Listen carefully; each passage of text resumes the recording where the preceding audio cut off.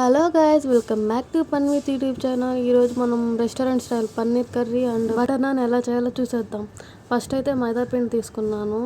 దాంట్లో కాస్త salt and soda పొడి ఉంటుంది కదా, సోడా పొడి అండ్ వాటర్ వేసి మంచిగా మిక్స్ చేసుకోవాలి. అంటే చపాతీకి ఎలా కలుపుకుంటామో అలా కలిపి పెట్టుకోవాలి. కొంచెం కాస్త ఆయిల్ కూడా వేయాలి. పన్నీర్ బటర్ మసాలా కర్రీ ఎలా చేయాలో చూసేద్దాం. ఫస్ట్ అయితే కర్రీ తీసుకోవాలి. దాంట్లో కాస్త సాల్ట్, చిల్లీ పౌడర్, ధనియాల పౌడర్ అండ్ టర్మరిక్ వేసి మంచిగా మిక్స్ చేసుకోవాలి.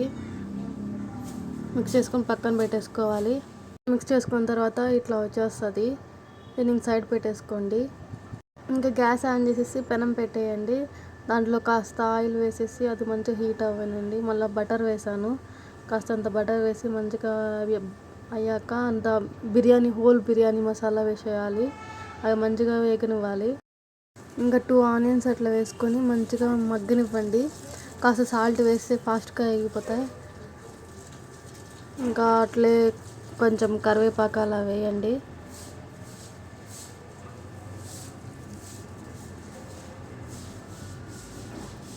ఇంకా టమాటాలు 3 అట్లా కట్ చేసుకొని వేసుకునేసి దాంట్లో కాస్త salt, turmeric powder and chilli powder అన్నీ వేసి మంచిగా మిక్స్ చేసుకోవాలి. అవి మంచిగా మగ్గిన తర్వాత మిక్స్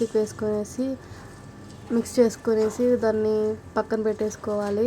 వంటలన్నీ మంచిగా మగ్గిన తర్వాత మనం మిక్స్ చేసుకున్నాం కదా, అది వేసి మంచిగా బాయిల్ అవ్వనివ్వాలి.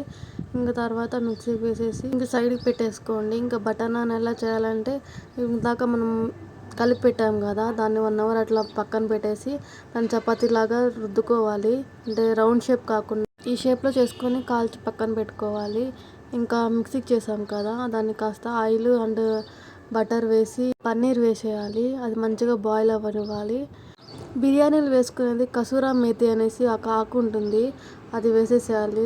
మంచి స్మెల్ ఉంటుంది అన్నమాట, మంచి టేస్ట్ కూడా ఉంటుంది. ఇంకా లాస్ట్లో కొత్తిమీర వేసేసుకొని గార్లిష్ కోసం అంతే, butter naan and paneer curry ready అయిపోయింది. ఎలా ఉందో కమెంట్ చేసేయండి, మర్చిపోవద్దు. Please do like, share and subscribe my channel. Taste అయితే చాలా బాగుంది. Okay guys, bye.